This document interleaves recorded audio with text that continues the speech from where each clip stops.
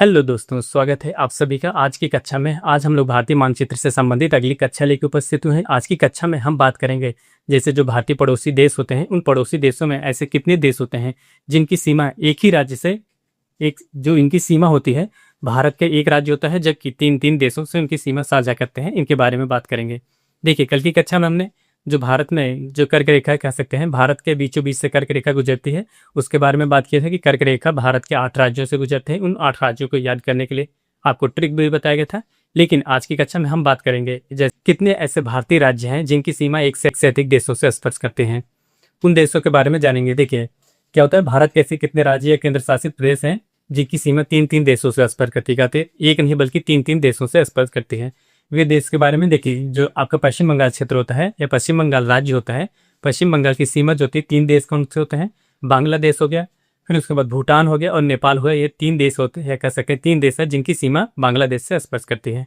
अगला जो हमारा राज्य होता है सिक्किम होता है। सिक्किम की जो सीमा होती है वह तीन देश होते हैं, चीन, नेपाल, भूटान होते हैं। इन तीनों देशों से इनकी सीमा साझा करते हैं। सिक्किम की सीमा किन के से खास साझा करती है? चीन, नेपाल, भूटान के साथ साझा करते हैं।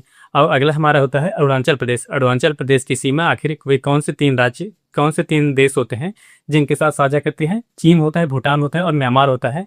ये तीन ऐसे देश होते हैं जिनकी सीमा अरुणाचल प्रदेश से साझा करते हैं। अब अगला बिंदु होता है या केंद्र शासित प्रदेश होता है। ऐसा कौन सा केंद्र शासित प्रदेश है जिनकी सीमा कह सकते हैं तीन देशों से स्पर्श करती है?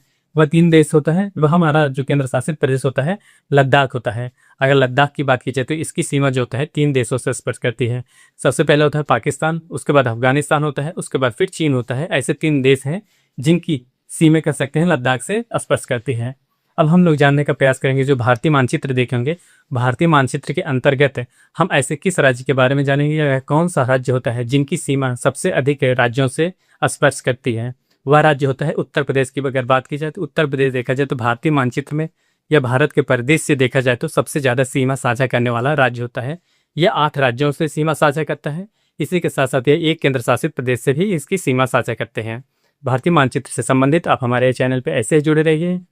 आप हमारे चैनल पर नए हो तो लाइक करें, शेयर करें, सब्सक्राइब करें। मिलते हैं नेक्स्ट वीडियो में ऐसे ही इंटरेस्टिंग फैक्ट के साथ।